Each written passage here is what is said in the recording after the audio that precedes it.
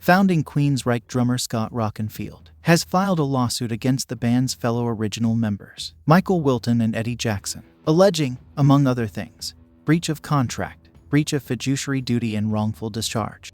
Metal Sludge was the first to report on the lawsuit, which was filed on October 11th in Snohomish County Superior Court. In the complaint, which has been obtained by blabbermouth.net, Rockenfield claims that he took paternal leave of absence from Queensrÿche in February 2017 after his fiancée experienced complications during the birth of their son and had to have an emergency cesarean delivery. According to the drummer, his leave of absence was approved by the members of Queensrÿche and he was to retain an equal 1/3 interest in all Queensrÿche companies. In Scott's complaint, he claims that Rockenfield, Wilton, and Jackson are the remaining members of the band Queensrÿche, as well as the sole or majority shareholders and members of the entities controlling the intellectual property.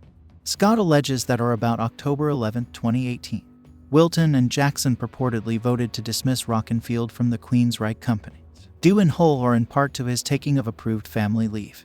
Rockenfield was informed of his purported dismissal from the Queensrÿche companies in a letter dated November 3, 2018.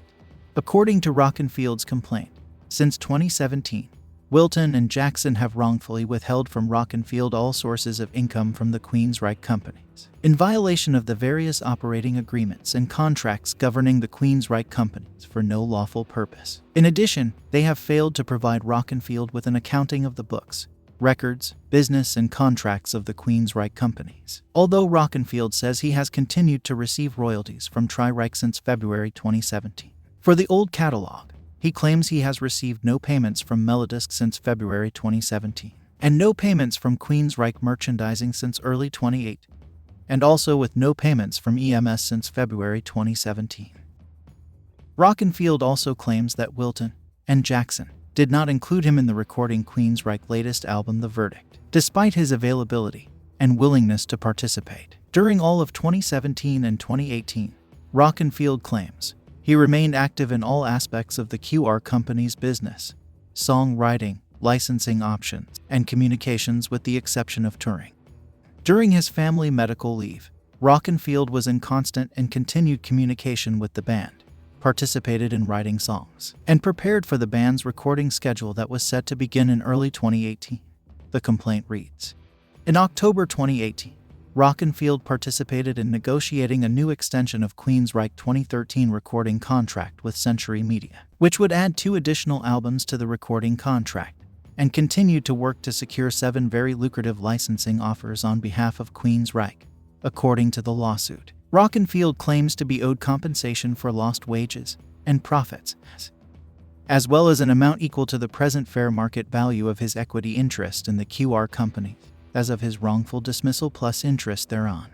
Rockenfield's lawsuit, which also names Wilton and Jackson's wives as defendants, comes 9 months after he shot down suggestions that he quit Queensrÿche or retired from playing music. In January, the drummer shared an update on Facebook in which he said that fans have not been given the facts by any means and implied that he would offer more details at a later date. Scott's January 2021 comments marked the first time he had publicly addressed his status with Queensrÿche, which has used former Camerlot drummer Casey Grillo for touring purposes since April 2017. A week after Rockenfield went live with his Queensrÿche2021.com website, Queensrÿche singer Torre announced that he was selling one of 4 remaining pairs of drumsticks that were used by Scott during the drum recordings of the band's 2013 self-titled album. The following day, Rockenfield returned to his Facebook page to seemingly take a swipe at Todd over the move, writing, as a corp brand business owner for over 40 years now, I was once asked if an employee, hired hand, subcontractor, or other similar employed individual is engaging in unacceptable and disparaging remarks towards their so-called employer or benefactor, then more than likely this person still needs to be educated and nurtured to gain some much-needed experience, and to hopefully then have some respect and gratitude. This past February, Torre was asked during an appearance on the Eddie Trunk podcast if anybody in Queensrÿche has heard directly from Scott regarding his status with the group. He responded, not to my knowledge.